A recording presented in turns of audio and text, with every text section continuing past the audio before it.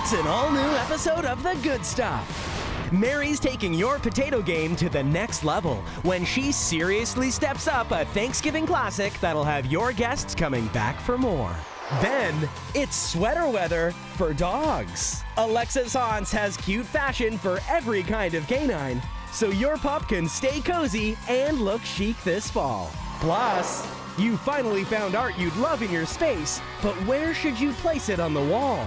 Steven Sabados reveals the trick to hanging the perfect picture. It all starts right now.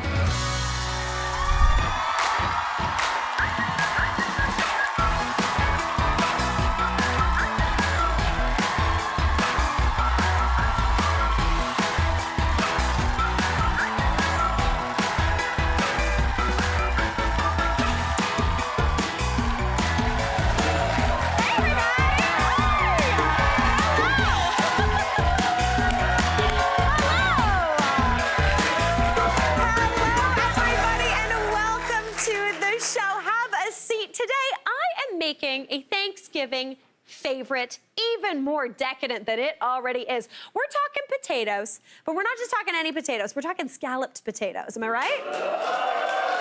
Listen, in my first year of university, I pretty much lived off of cereal from the dining hall and scalloped potato Thursdays at the dining hall. They were honestly pretty good. I'm not mad about them, but I wanted to amp these up and make them extra special. So we're gonna add a little bacon, a little gruyere, and a little parm in these babies. It's gonna be the ultimate side dish. I'm really pumped about it. So the first thing you need to do when you're making scalloped potatoes is thinly slice a weird amount of potatoes. We're talking 5 pounds of potatoes. That's about 2¼ kilos. Basically just one of those good bags. I like to use a Yukon Gold or a yellow flesh potato for mine. I find they have a nice amount of starch, but they're not too starchy that they kind of disintegrate. Sometimes russets get a little bit too floury in there. So for me, Yukon Gold's all the way. Now, if you want, I've kind of given up the goat by leaning on this right now, you could slice this with a knife. You could slice this with a mandolin using the guard. Personally, I had a bad experience with my mandolin, so she sits in a drawer. Or you can use a food processor. Now, a food processor, if you have one, typically come with a couple different blades. There's the normal blade that you put in the bottom of the bowl. There's a cheese grating blade, which you could also use for this recipe. But then there's also this blade right here up at the top.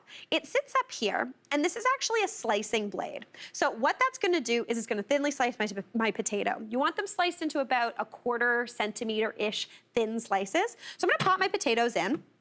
So far you're like, nothing's happening, great. I'm gonna turn it on, still nothing happening, because this is a safe food processor. And then we're just gonna put this in and just press down. And in that amount of time, we have sliced our potato. Listen, working smarter, not harder is the name of the game, especially when you're having guests over. So that is absolutely perfect. I'm gonna get rid of the blade. Super good. And I'm gonna add these potatoes into a pot. Now, we've sliced them all. Here's some are over here. I'm gonna pop those right on in. And as you can see, there's nothing going on in here. Right now, this does not look like I'm making scalloped potatoes because typically you don't actually put scalloped potatoes into a pot first. But this is something that I've figured out relatively recently. Have you ever made scalloped potatoes and had the mixture, the cream mixture, kind of get grainy, kind of get a little funky? So there's a couple ways to combat that. Sometimes you can make a little bit of a roux and make a cream sauce like that. That flour kind of helps bind things together, that little bit of starch. But I figured out a different way. So into these potatoes, we're actually gonna add our cream and our milk right into here and just parboil them. That's gonna do a couple things. That is going to slightly bring a little bit of that potato starch into the cream, and then some of the cream is also gonna go into those potatoes. So they're gonna get to know each other and be a little less angry when we put them into the oven. Does that make sense? Now hold on everybody, because we're going in with 3 cups of whipping cream. Listen, it is Thanksgiving, it is scalloped potatoes. Nobody said we are going light, we are having a great time. But if you do this, whipping cream is also really great because whipping cream has more fat in it, so it makes it less likely to split, which is a dream. I'm also gonna go in with 2 cups of whole milk. Whole milk is what I usually have. If you don't have whole milk, 2% could work, but I wouldn't go 1% or skim. 1%, not enough fat. Skim milk just tastes like weird water. Not necessarily what I'm looking for. Now into there, we're gonna go in with 3 cloves of garlic. I've just got them right here. I've just peeled them, and I'm just gonna mince them right on into the pot.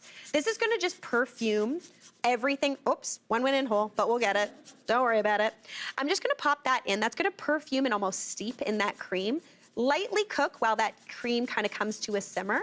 And it's also just gonna make it so all of the potatoes have that little bit of garlicky flavor. All right, perfect. Already this smells amazing. Cream, garlic, and potatoes, what more could I want? Now, a little bit of thyme is always a good thing, both in the terms of a clock, but also the herb. But I'm gonna go in with about 3 sprigs of thyme. Now, when I say 3 sprigs, I count that as a sprig, I count that as a sprig, basically just like a little handful. They don't have to be that even. I'm not even gonna chop these. I'm just gonna pop them in just to kind of steep in here a little bit with all that cream. Season that up with about a teaspoon of salt, because that cream and potato is gonna go into that whole dish later, so season it up nicely.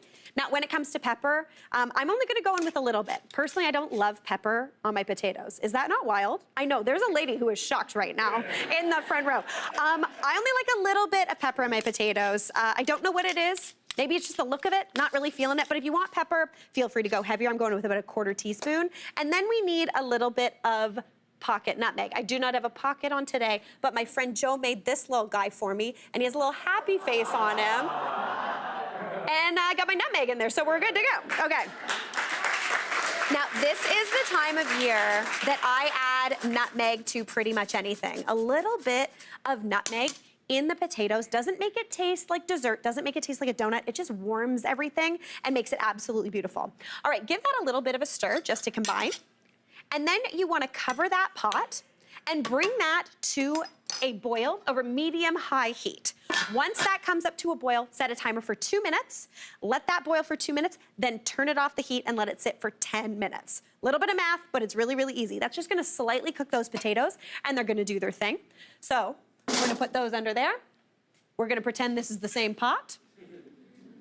But it's not, but we're gonna let it cool. So that's doing its thing. Now we're gonna head over here and I'm gonna get to work on a little bit of bacon, because I promised you bacon in these scalloped potatoes. Now, for bacon, I always like to start it either in a cold pan or in a cold oven. Since I'm gonna be using the oven later, I'm gonna go into the oven with it. So I've got about 8 to 10 slices of bacon here that I'm just lying out onto a parchment-lined baking sheet. You could also line this with a little bit of aluminum foil. That would work perfectly as well. I'm just using regular bacon as well. I used to be really into thick cut bacon. Now, too expensive, not gonna lie. Anytime you see the package, it's like twice as much. You get fewer strips, so it's harder to divvy up, and it's harder to crisp up. So I personally love a regular cut bacon. Anytime it's on sale, my freezer is full, I'm not gonna lie. All right, so I've laid that bacon out, and then what I want you to do is I want you to pop that into a cold oven. Not a hot oven, cold oven. So pop that bacon in, turn the oven on to 375 degrees. Once that comes up to temperature, set a timer for about 10 minutes. That kind of warming of the oven allows the fat to just melt and render out, and then that bacon crisps up. So you're gonna end up with beautifully crispy bacon, looking absolutely fantastic. Feeling very excited. Now, don't get rid of that fat. You can tell I already saved mine. It is gonna come in useful later. So I've got this bacon here. I'm just gonna pick it up. And we are gonna chop this bacon up. Now, I promise you, this makes a lot of potatoes, so don't worry. We're not eating 10 slices of bacon and 3 cups of cream individually. So just give that a little bit of a chop. You can go rough or as fine as you'd like. Now, I'm gonna add this bacon into some cheese. Now, in this bowl, I've got 200 grams of grated gruyere and 100 grams of grated Parmigiano Reggiano. If you want, you could do this with cheddar cheese, but for me, gruyere and Parm are an absolute dream. Into there, I'm gonna go in with another little strip of some thyme. Just grab it, pull it, give it a little rip. We're good to go. Things get really messy in the kitchen. It's always a good thing. Perfect. And I'm just gonna give that a little bit of a toss together. Already, you could serve that and call it a salad. Everyone would be happy. Now, come and join me over here. So remember that reserved bacon fat I had from earlier? I used it to actually grease my casserole dish. If you don't have it or you didn't save it, don't worry, that's totally fine. You could easily do this with a little nonstick cooking spray or butter, but you've got it. And here I've got those potatoes that have been simmering for that 2 minutes or boiling for 2 minutes, and then just sitting in that cream for about 10. They're not cooked. They're just a little bit tender.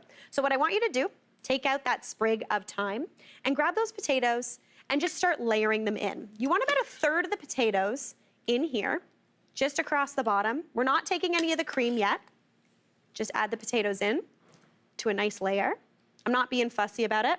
Then I'm gonna scatter it with about 1/3 of this beautiful cheese and bacon mixture. And I'm just gonna keep layering. We gotta take a quick break, but when we come back, just hold on, because this is gonna be delicious.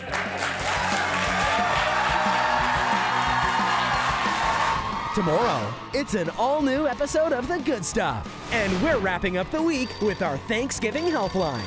Andrea Bucket, Owen Reeves, Leanna Lair-Perot, and Mary's mom, Myra Berg, are all standing by to answer your last-minute Thanksgiving questions.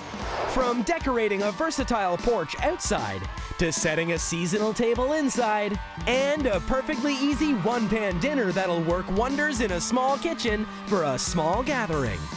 All that and more tomorrow.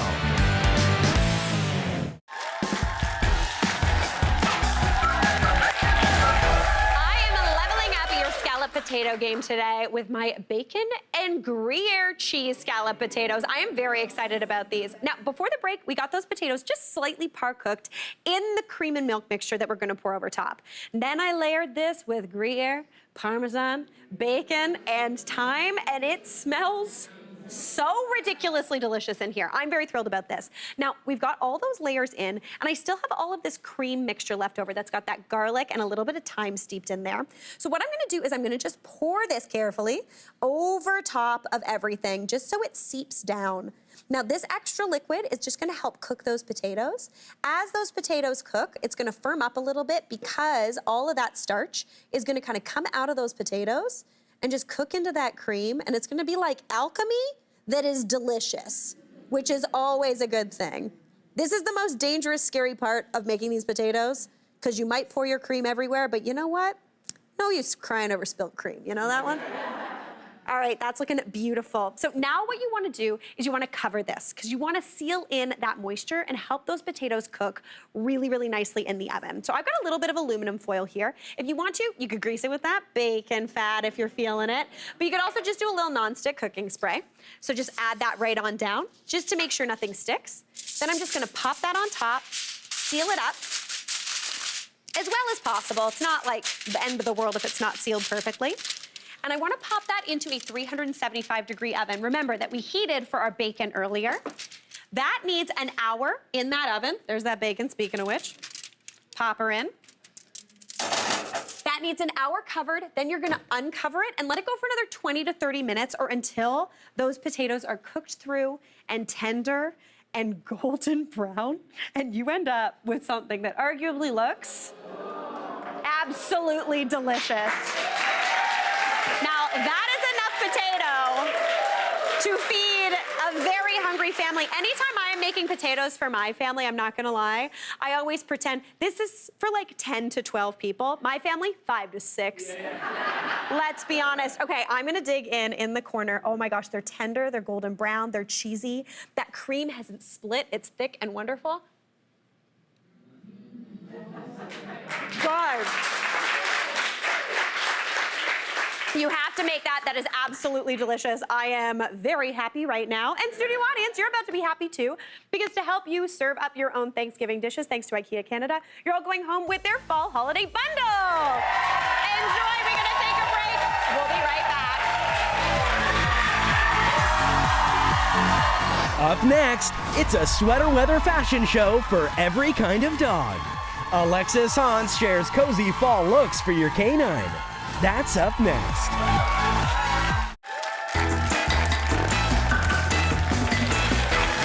Alexis Hans is here with some adorable sweater looks. Not for people, though.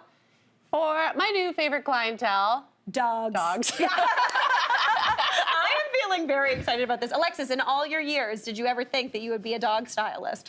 Honestly, the first one was so hard. Like getting the fit of dogs, right? Yes. You know, you order something, I'm sure actually like women's clothes or kids' clothes. Yeah. They come totally different. Mm-hmm. But now, you know, I could do it easy. Nah, with her eyes closed. Okay. But they're fun. But I do sometimes like let them sniff it out and see which ones they like. So, you know, keep your mind open while Okay, you watch. fantastic. So what are you going to be showing us today? Well, I'm going to do some trends I think will be really fun. You're going to see some color, lots of texture. Right. We're going to see some ones that are also functional. Okay. And we have a dog that is longer than it is tall. Oh. So there's some fun stuff happening. Okay, let's get into these dogs. Okay, we've got some staff dog models for us do it. today. First up, we got our producer Amy coming out with Lexi. Come on out. Oh, will Lexi come out? Oh no! Oh no! Yeah, that was so good. Oh my gosh, look at Lexi go. Hi, Lexi. Lexi is so cute. Oh no! Lexi does not have time for being on her mark today. Okay, tell me what Lexi's wearing. Lexi's shy, so sometimes when you're shy, you have to put them in color so that they get the attention. Yeah. Okay, so this is the street style trend that's we're seeing really big for the doggies this season. So cute. So this is a knit hoodie. Yeah. How cool is that? Especially if you have like a toy-sized dog, you gotta go for the extra small. I love a knit because it doesn't overstretch too much, which is also good.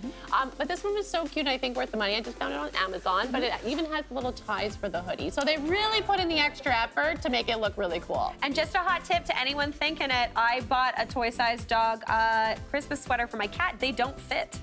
You need a bigger one for your cat. Oh, good to know. Lexi, you're a star. Amy, great job. What is this? This is great. Yeah, and this is also like if you're into athleisure yourself, okay? You know, you wear a little legging hoodie set, you can match with your dog, which I thought was really fun. Absolutely love it. Fantastic. Lexi, bye. Great job. What a star. What is She's like, I'm too big for this. Yeah, she was like, I'm not coming around that corner. All right, next up, we have got Doug strutting his stuff on our friend Savannah. Come on out. Oh my This is the one I was talking about. Oh no. So we have Doug. Doug the Dashin. Doug. Is it? Okay, I've never dressed in Dashin before. So long. So this is a company called Shed Draw. Yeah. Shed Draw. And it's actually made for, they make horse blankets. Okay. But they say a lot of people with horses have dogs, so they actually started making dog coats as well. So they're made extra long to cover, which is so nice. Yes. But yeah, the trend here is really just the color of the season, burgundy or like wine color. That's how you can remember it. Doug is fancy. He's fancy. And like this piece is definitely a luxury item because these little guys get cold because they might be long, but they're not big, right? Yes. So they need to have their little cover on for the fall and the winter. So this is really, really cute. Doug, I love Doug. Doug, you're a star, Savannah. Great job. Doug's going to the kitchen. Doug smells the potatoes. All right, great job. Thank you so much. Guys, we should have kept some bacon for these dogs. Yeah. All right, next up we have Mimi and our producer, John. Come on out. Oh, no. Oh, look at Mimi.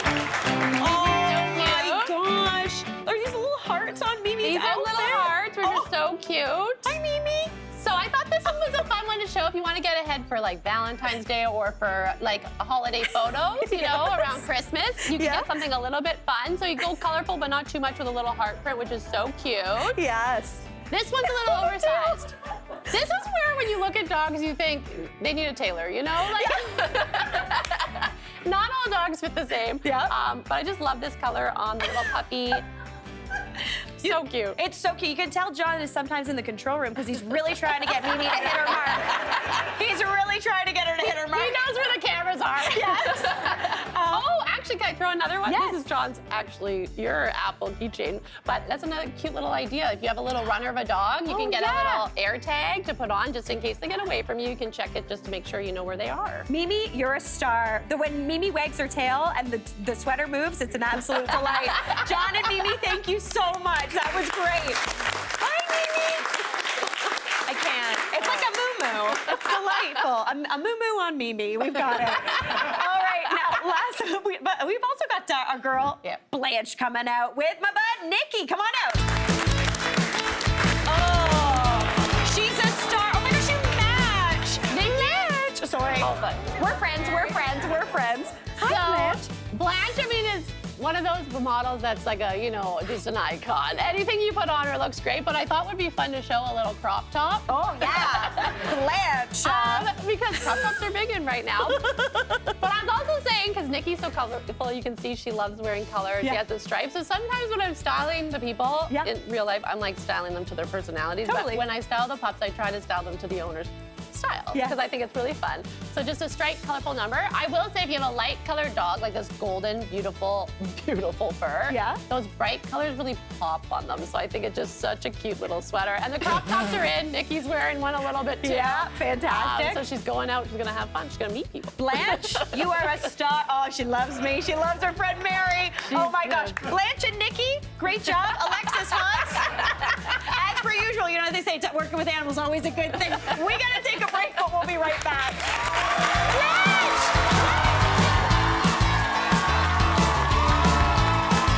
Coming up, you finally found art you'd love in your space, but where should you place it on the wall? Steven Sabados has your back with his tricks for hanging the perfect picture. Stay tuned.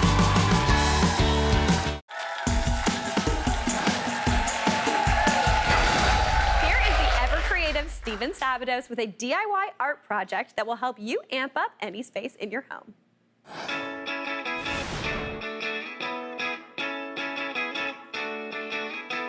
As an artist, I like to inspire people to create their own art. I don't know how many times I've heard, I'm not an artist, I can't do it. Well, it's really quite simple. All you need are a few tricks up your sleeve. Welcome to Art 101.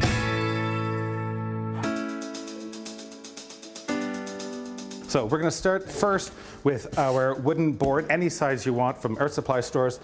The next secret that we're going to use is this pink styrofoam insulation. You can get this at any hardware store, and it comes in different thicknesses. I use the 1.5-inch thick ones for a little bit more dimension. Next, we're just going to cut out shapes. As a little trick, what you can do is get a piece of paper, draw out the circle that you want, fold it in half, and that will give you the exact half. And from there, we're ready to cut it out. Now use a very long utility blade to cut it. Now here's the thing, when you are cutting this, what you want to do is keep your hand away from the knife, and we're going to cut straight up and down.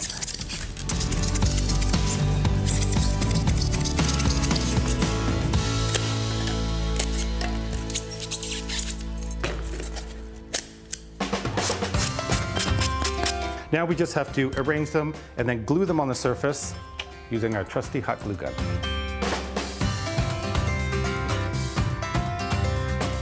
Now, if you don't have a hot glue gun, you can always use some really good high-grade construction adhesive, and that'll certainly do the trick as well. Now we're ready to add our color and texture to our piece of art. There's a lot of art stores that sell products that have texture in their acrylic paint. They can be quite pricey. All you need is a bit of baking soda and acrylic paint, and you can do it at a fraction of the cost. We're not going to paint, but we're going to stipple. You'll want to do several coats of this until you're happy with the look. Now when you're finished, let this completely dry, pretty well just overnight, and then we're ready to move over here to the framing on the miter box and just paint it in black, and now you're ready to hang your piece of art. So with a few tricks up your sleeve, you too can call yourself an artist.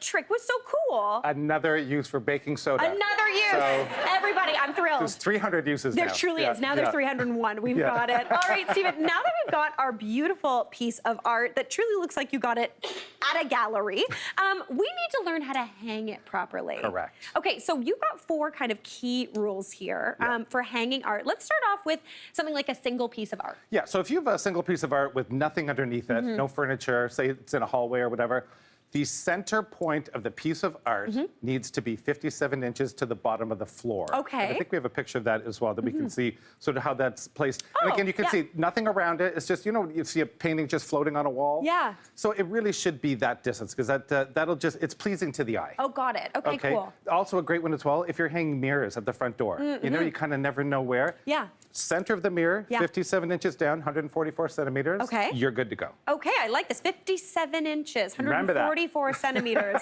Don't forget it, everybody. I feel like my husband's tendency is to do something at like 200 centimeters. Yeah, like what most people do that way up. No. Yeah, Okay, perfect. that's a We good got rule. it. I love that. Now, your next rule has to do with hanging something over a sofa. Absolutely. And so the next picture that we have here, how many people have seen or done this? Yes. Oh, yes. there was a nail hole in the wall, so I just hung the arch. Yes, 100%. You were like, it's fine. No, it's not it's not. fine. No. So obviously you can see here, it says nothing. It makes no connection with the sofa. So let's see how it should look hanging above a sofa. So here's a piece. Oh, that's nice. Yeah. This is called the 2/3 rule. Okay. So the piece should be 2/3 the width of the sofa. Okay. Okay. And it should be no higher than 12 inches above the sofa. Okay. No higher. Interesting. It should connect with the sofa. Got it. You So know it's what I'm not saying? just floating up in the sky. Yeah. Exactly. So that's a good rule. 2/3 and 12 inches. Okay, fantastic. Yeah. That's a really, really good. And it's true. I mean, how many is guilty? I'm guilty of being like, there's already a nail in the wall. Stick some art on it. Oh. Yeah. All right. Next up, we're going to talk about hanging something over a piece of furniture like a credenza, sideboard, a buffet, something like that. Absolutely, yeah. So let's see what one that isn't correct. And you can kind of, like you said before, you can feel it. It doesn't feel right. Yeah, it's not. For me, I'm not like wrong, but it just doesn't feel right. Right. So because again, it's an inverted triangle. So what's above it is bigger. Yeah. And so even this would be like, say, for a television, if people have like the 300-inch television, Ginormous television? and then a tiny little thing underneath. Yes. It doesn't look right. Yeah, you're right. Yeah. Right. So let's see if we flip that around. Let's see what it should look like. Oh, yeah, that's Again, nice. So this is the, again, 2/3 rule. So 2/3 the art should be the width of the piece underneath. Okay, so the art should be, in this case, 6 to 8 inches above the credenza. Okay. So it'll read as a whole. Okay. Oh, okay. Also, the art should be, I'm going to say no more than 2 to 3 inches apart. From each other. Because this reads as a triptych, so it should read as one. So if people start putting like 12 inches apart, they look like 3 independent little islands. Yeah, that's so true. And it doesn't make that cohesive feeling. That's so true. It's funny because like the first one, I think if I walked into a room like that, I wouldn't be like, well, that's wrong. But I would be like, oh, it feels a little weird. And that other way, the correct way, feels so calming. Yeah, I always think of a triangle, like it's like a straight triangle. Yeah. Okay, You're good to go. fantastic. Now, what about over a bed? I think this is a tricky one. I think people veer clear of it because they don't know what to do. Over a bed. Let's see the first one. Yeah. Is this yay or nay? No? That was a hard no. Also, like, what's that little guy off to the left just hanging out by himself? No, right. Yeah. There was a lot of nail holes in the wall there. Yeah. So you know what? Obviously, we can sort of like this is just wrong. Yes. We're not going to talk about it. Yeah. Okay. So let's go to the opposite. Okay. And let's see this one here. Okay. Too big. Thank you. Yeah. Someone shouted that out. Nice job, Well done. audience member. Yeah. So it's overpowering the space. You can see it's too big. Totally. You know. The only thing you're looking at is that piece of art.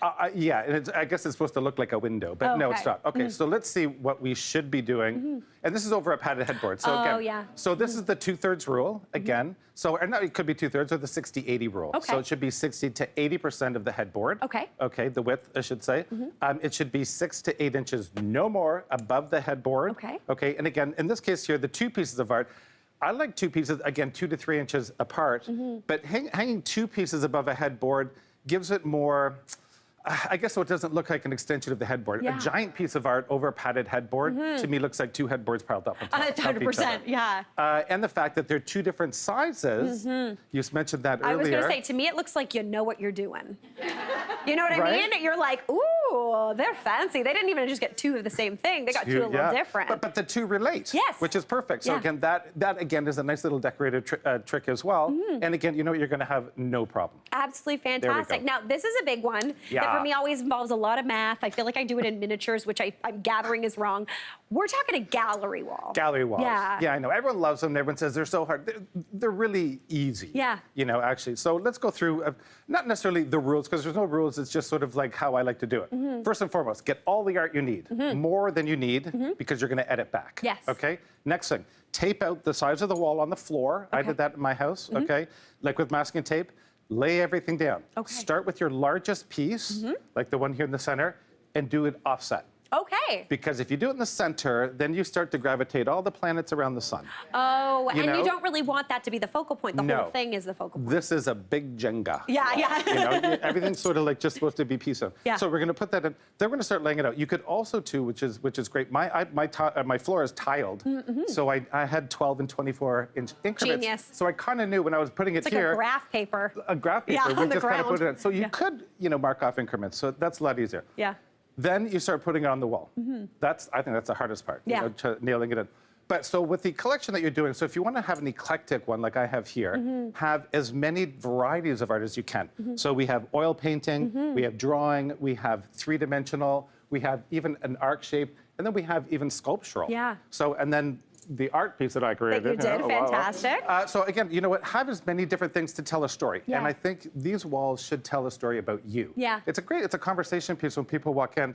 And this one is basically my story, the majority of it, because this is my grandmother's oil painting. Oh, These are beautiful. my drawings. Yeah. This is a bag I got when I was in Thailand, old photos. And, like here I got from Guatemala. So it's my story. Yeah. And it's kind of nice. You come in and they're like, oh, that's interesting. Yes. I can start chatting about it. I love that. It's a conversation piece. Conversation piece, and yeah, absolutely. So again, rules but no rules. Oh, the other one quickly is everything doesn't have to be the exact distance. Yeah.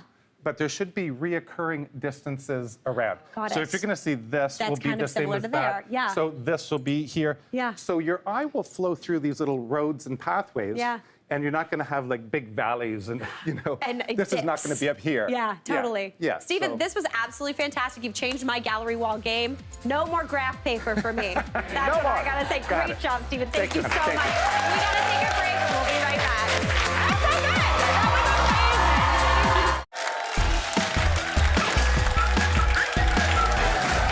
Here to put some of the latest kitchen tech to the test is my bud, Winston C. Hi, Mary. How Good to are see you? I am so great, and I love Thanksgiving. It's such a great time of year. Oh, Super it's- festive. It's so festive. It's so delicious. You do tend to start spending a lot more time in the kitchen around this do. time of year. Especially if you like to entertain. Yeah. It takes a lot of work to put a good meal together, Yeah. and it's a lot of pressure for the host, and you don't want to screw it up. No, right? 100%. Even me. I know people probably think I'm just like, oh, everything's fine. I get terrified every time I have somebody over. Yeah. Yeah. Especially if you have the risk of undercooking something or burning something, you don't want that. No. So we've got a range of gadgets here, Okay. and we're going to put them to the test to see if they really do make your prep faster and better. Okay, so we're gonna play a good old-fashioned game of rad or fad. Yeah. All right, so what are we starting with, Winston? Okay, well, let's get into it with the meat, right? yeah. Think about the turkey, think about the chicken, maybe the roast. You want to get that done right. You don't want to Yes. undercook it, right? No, that's the big one. That's the big investment piece. Absolutely. So let's start with this. This is our first item. This is the Meter Plus. It's the first fully wireless meat thermometer, okay? Oh. It's really, right? It's really cool. What's great is you're actually able to use this probe. I'm gonna take one out here just to show you how this works.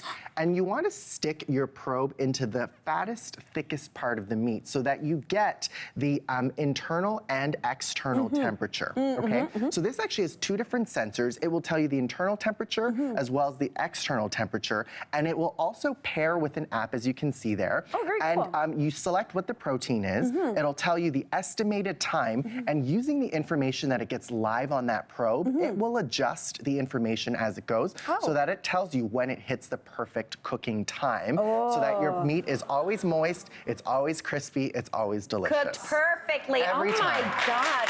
I will say, I love a meat thermometer. This one, mine has wires. I like the wireless. Yes, Yeah. and I know that they're built into a lot of ovens, but because this one is wireless and you can, have one or two laying around, Yeah. if you're cooking multiple proteins, True. you're able to kind of cook something for everybody. And some people do a ham, some people do with turkey. Yeah. And so now you can track two as you go at once, which is really I'm nice. feeling good about this one. Are we, okay, Winston, I feel like I know what it is. Is this one a rad or is it a fad? Well, what do we say? I think it's a rat. I think it's a rad, for sure. Oh, that's a good one. This is a good one. Honestly, and again, you're investing so much in that turkey, in that roast. that extra little bit of money is going to save you money in the long run. Yeah, and that way you're not, ordering Chinese at the 11th last hour minute, yeah. because 11 you burnt the turkey. Yeah. All right, now next up, what do we got going on here? Okay, well, let's talk about measuring. Whether you're baking, whether you're cooking, you want to make sure you have the right measurements, right? This is a digital measuring cup, which is really interesting. You can see there's actually an LCD display at the front right there. You can see it's relatively inexpensive, $35 here. Yeah. What's nice is you're able to use this as a traditional measuring cup, but it also measures by a variety of measuring units. So it could be cups, it could be ounces, so weight. So it could be volume, it could be by weight.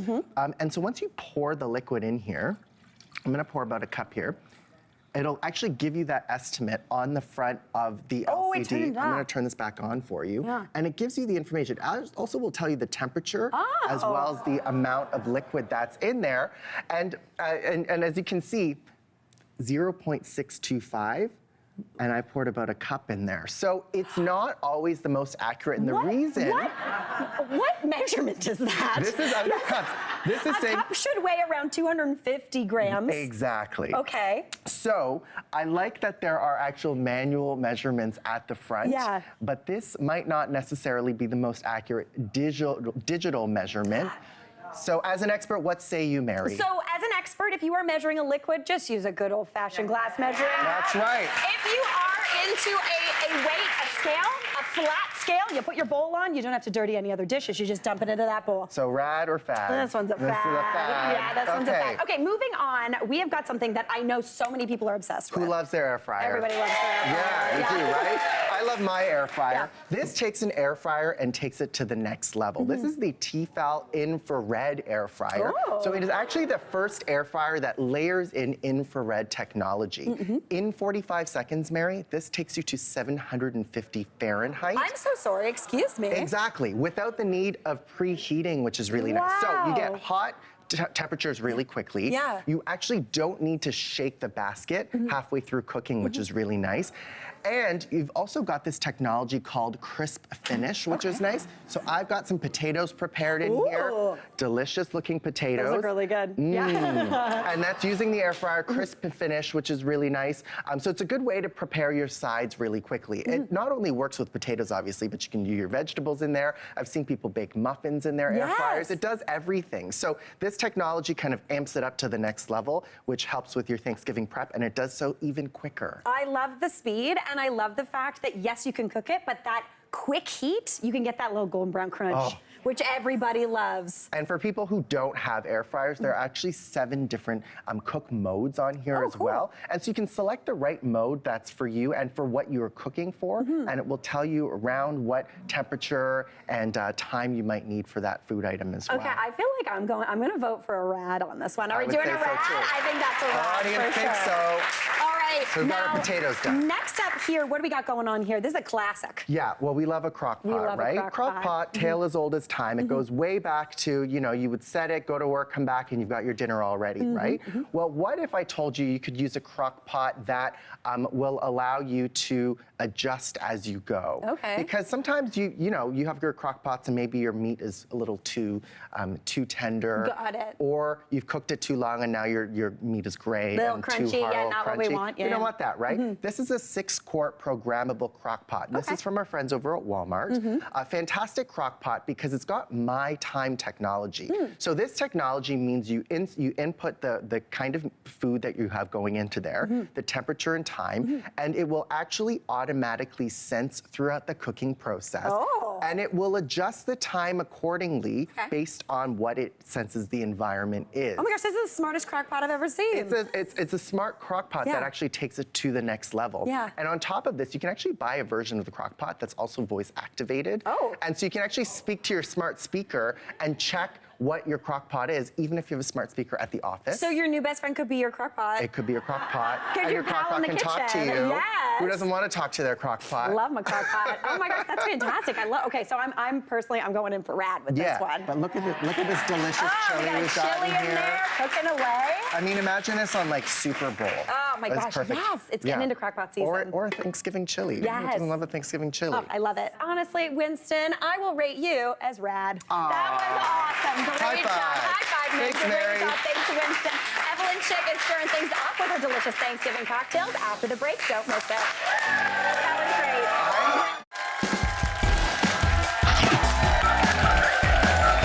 If you're looking for some family fun this Thanksgiving weekend, there's nothing better than some apple picking. Here's my mom and I having perhaps too much fun at one of the cutest local apple orchards. Check it out.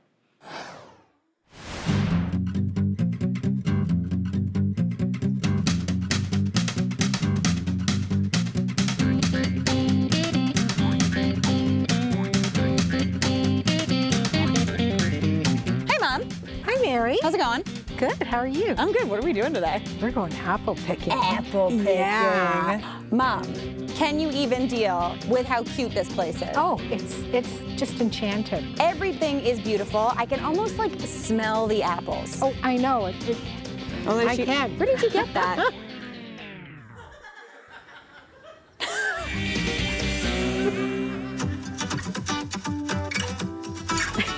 Hi guys, welcome to the farm. Hi, I'm Myra. It's nice to meet you. Hi, I'm Mary. It's so nice to meet you. My name is Margot. We are hanging out today with Margot, and Margot is the 7th generation on this farm. That is wild. I know. I can't even calculate back what the century was. No, I was like your great-great-great-great-great-grandparent?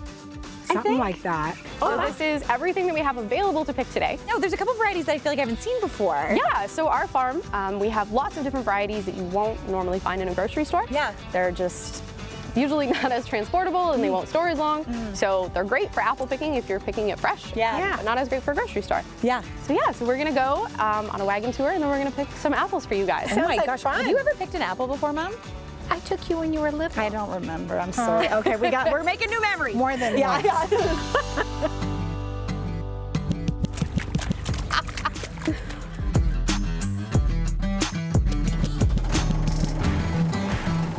So, Margot. Yeah.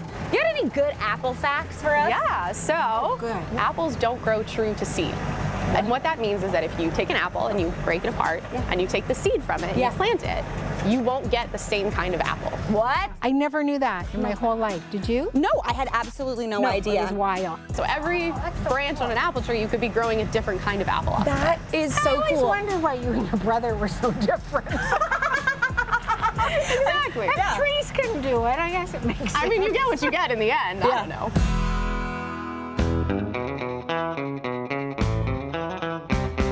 Almost every animal here is named after a family member. Right. Years ago, my grandfather Carl brought home a rooster from a market or something. Okay. Because people give away roosters for free. So this is Carl the rooster. So Jack and Pearl are actually my mom's parents. What are the goats' names? Rosie, Juno, and Reggie. They are named after my cousin's first batch of Oh my gosh, do you have any animal on this farm not named after a human person? Mom, how would you feel if I named an animal after you?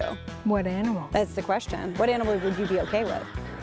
I don't know, something cute. You do look kind of like a panda bear. I do look a panda. Yeah. You always tell me I look like a panda bear. Yes, the cutest panda bear. What animal would you name me after? Or after me? Some sort of little mouse. Oh, that's nice. Time to go apple picking. Just waiting for my ride.